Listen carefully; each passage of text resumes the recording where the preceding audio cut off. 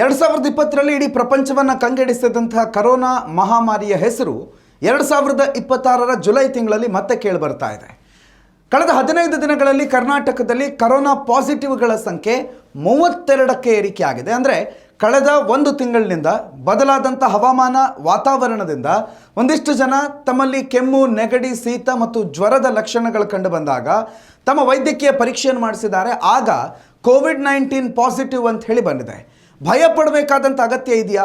ಮತ್ತೆ ಕರ್ನಾಟಕಕ್ಕೆ ಮಹಾಮಾರಿ ಕಾಲಿಡ್ತಾ ಮತ್ತೆ ಕರೋನಾದ ಲಾಕ್ಡೌನ್ ಇತಿಹಾಸಗಳು ಮರುಕಳಿಸುತ್ತಾ ಅನ್ನುವಂಥ ಭಯ ನಿಮ್ಮಲ್ಲಿ ಹುಟ್ಕೊಂಡಿದ್ರೆ ಸದ್ಯಕ್ಕೆ ಇದಕ್ಕೆ ಭಯ ಪಡುವ ಆತಂಕ ಇಲ್ಲ. ನೀವೆಲ್ಲ ನೆನಪು ಮಾಡಿಕೊಂಡ್ರೆ 2020-21 ಮೋಸ್ಟ್ಲಿ ಕೊರೋನಾ ಅಂತ್ಯ ಆಗೋ ಸಂದರ್ಭದಲ್ಲಿ ಭಾಳಷ್ಟು ಜನ ವೈದ್ಯರು ಒಂದು ಮಾತು ಹೇಳಿದರು, ಈ ಕೊರೋನಾ ಅನ್ನುವಂಥದ್ದು ಮುಂದಿನ 5-6 ವರ್ಷಗಳಲ್ಲಿ ಈಗ ನಿಮಗಿರುವಂಥ ಫ್ಲೂ ಅಥವಾ ಜ್ವರ ಬೇರೆ ಬೇರೆ ಏನು ಹೆಸರಲ್ಲಿ ಕರಿತೀರಿ ಅದರಲ್ಲಿ ಒಂದಾಗ್ಬಿಡುತ್ತೆ.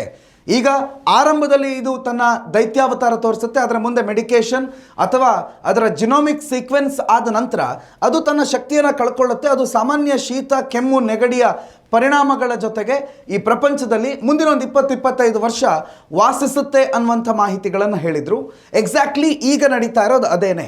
ಅಂದರೆ ಜಿನೋಮಿಕ್ ಸೀಕ್ವೆನ್ಸಿಂಗ್ ಅಂತ ಹೇಳಿ, ಅಂದರೆ ನಮ್ಮ ಮುತ್ತಾತನಿಂದ ಇವತ್ತು ನಮ್ಮವರೆಗೆ ನಮ್ಮ ಕುಟುಂಬ ಸಂತತಿ ಯಾವ ರೀತಿ ಮುಂದುವರೆದುಕೊಂಡು ಬಂದಿದೆಯೋ ಅದೇ ರೀತಿ ಕೊರೋನಾ-19 ಅಥವಾ ಕೋವಿಡ್-19 ಅನ್ನುವಂಥ ವೈರಸ್ನ ಜಿನೋಮಿಕ್ ಸೀಕ್ವೆನ್ಸ್ ಕಳೆದ 6 ವರ್ಷಗಳಲ್ಲಿ ಬೇರೆ ಬೇರೆ ಜೀನ್ಸ್ ಆಗಿ ಬೇರ್ಪಟ್ಟು, ಅಂದರೆ 1 2 ಆಗಿ 2 4 ಆಗಿ 4 8 ಆಗಿ ಸುಮಾರು 2026ರ ಈ ಹೊತ್ತಿಗೆ ದುರ್ಬಲ ಕೋವಿಡ್-19 ವೈರಸ್ ಆಗಿ ಅದು ಈಗ ನಾರ್ಮಲ್ ಆಗಿ ಪ್ರಪಂಚದಲ್ಲಿ ಅಥವಾ ವಾತಾವರಣದಲ್ಲಿ ಓಡಾಡ್ತಾ ಇದೆ. ಯಾರೋ ಒಬ್ಬರಿಗೆ ಆ ಸೋಂಕು ತಗಲಿ ಅವರ ಕೆಮ್ಮ ಅಥವಾ ಶೀನಿನಿಂದ ಅಥವಾ ಈ ಹಿಂದೆ ಇದ್ದಂಥ ಸೋಷಿಯಲ್ ಡಿಸ್ಟೆನ್ಸಿಂಗ್ ರೂಲ್ಸ್ಗಳನ್ನು ಹೊರತುಪಡಿಸಿದಾಗ ಅದನ್ನು ಫಾಲೋ ಮಾಡದೇ ಇದ್ದಾಗ ಅದು ಇನ್ನೊಬ್ಬರಿಗೆ ಪ್ರಸಾರ ಆಗುವಂಥ ಸಾಧ್ಯತೆ ಇದೆ. ಆದರೆ ಪ್ರಸರಣದ ವೇಗ ಮೊದಲಿದ್ದಷ್ಟು ವೇಗವಾಗಿ ಆಗೋದಿಲ್ಲ. ಅಂದರೆ ಒಂದು ಮನೆಯಲ್ಲಿ ಯಾರೋ ಒಬ್ರಿಗೆ ಬಂತು ಅಂತಂದರೆ 4 ಜನಕ್ಕೆ ಕೊರೋನಾ ಬರುತ್ತೆ ಅನ್ನುವಂಥ ರೀತಿಯಲ್ಲಿ 2020ರಲ್ಲಿ ಹೇಗಿತ್ತು, ಈಗ ಹಾಗಲ್ಲ. ಅತಿ ನಿಕಟ ಸಂಪರ್ಕ ಇದ್ದಾಗ ಮಾತ್ರ ಈ ಕೊರೋನಾ ವೈರಸ್ ಒಬ್ಬರಿಂದ ಒಬ್ಬರಿಗೆ ಹರಡುವ ಸಾಧ್ಯತೆ ಇದೆ. ಹಾಗಾಗಿ ಕರ್ನಾಟಕದಲ್ಲಿ ಕಂಡು ಬಂದಿರುವಂಥ 32 ಕೇಸಸ್ ಇದು ಟೆಸ್ಟ್ ಮಾಡಿರೋ ಕೇಸಸ್.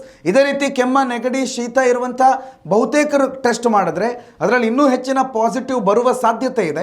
ಆದರೆ ಅದು ಸಾಮಾನ್ಯವಾಗಿ ಈಗ ವಾತಾವರಣದಲ್ಲಿ ವಾಸಿಸ್ತಾ ಇರುವಂಥ ಬೇರೆ ಫ್ಲೂ ಸೇರಿದಂತೆ ಬೇರೆ ಬೇರೆ ವೈರಸ್ಗಳಿಗೆ ಸಮನಾಗಿ ಕೊರೋನಾ ವೈರಸ್ ಇದೆ. ಇದಕ್ಕೆ ಭಯಪಡುವ, ಆತಂಕ ಪಡುವ ಯಾವುದೇ ಅಗತ್ಯ ಇಲ್ಲ. ಆದರೆ ಈ ಹಿಂದಿನಿಂದಲೂ ನಾವು ನಡ್ಕೊಂಡು ಬಂದಂಥ ಸೋಷಿಯಲ್ ಡಿಸ್ಟೆನ್ಸಿಂಗ್ ಮತ್ತು ಊಟ ಮಾಡುವ ಮುನ್ನ ಕೈ ತೊಳೆದು ಊಟ ಮಾಡುವಂಥದ್ದು, ಈ ರೀತಿಯ ಕೆಲವು ನಿಯಮಗಳನ್ನು ನಾವು ಪ್ರತಿನಿತ್ಯ ಪಾಲಿಸಿದ್ದೇವೆ ಅಂತಂದರೆ ಯಾವ ಕೊರೋನಾ ವೈರಸ್ ಬಂದರೂ ಅದು ನಮ್ಮನ್ನು ಬಾಧಿಸೋದಕ್ಕೆ ಸಾಧ್ಯ ಇಲ್ಲ ಅನ್ನೋದನ್ನು ನೆನಪು ಮಾಡ್ತಾ, ಇದು ಕೇವಲ ಕಂಡು ಬಂದಿರುವ ಒಂದು 32 ಪ್ರಕರಣಗಳಷ್ಟೇ, ಅಷ್ಟು ಗಂಭೀರವಾಗಿ ತೆಗೆದುಕೊಳ್ಳುವ ಯಾವುದೇ ಅಗತ್ಯ ಇಲ್ಲ. ಆದರೆ prevention is better than cure ಅನ್ನೋ ಹಾಗೆ ನಾವು ಬದುಕಿದ್ರೆ ಅಷ್ಟೇ ಸಾಕು. ಇವಿಷ್ಟು ಇವತ್ತಿನ ಪ್ರೈಮ್ ಟೈಮ್ನ ಪ್ರಮುಖ ಸುದ್ದಿಗಳು. ನೋಡ್ತಾ ಇರಿ ನ್ಯೂಸ್ ನೆಕ್ಸ್ಟ್, ಇದು ವರ್ತಮಾನದ ಕೈಗನ್ನಡಿ. ಉತ್ತಮ ಸಂಸ್ಕಾರಯುತ ಶಿಕ್ಷಣದೊಂದಿಗೆ VSS English medium CBSE school Udupi Muddur. ನರ್ಸರಿಯಿಂದ 10ನೇ ತರಗತಿವರೆಗೆ ಶಿಕ್ಷಣದ ಜೊತೆಗೆ 5ರಿಂದ 10ನೇ ತರಗತಿವರೆಗಿನ ವಿದ್ಯಾರ್ಥಿನಿಯರಿಗೆ ಉತ್ತಮ ಹಾಸ್ಟೆಲ್ ಸೌಲಭ್ಯವೂ ಇದೆ. ನಿಮ್ಮ ಮಕ್ಕಳ ಪ್ರವೇಶಾತಿಗಾಗಿ ಈ ಸಂಖ್ಯೆಗೆ ಕರೆ ಮಾಡಿ.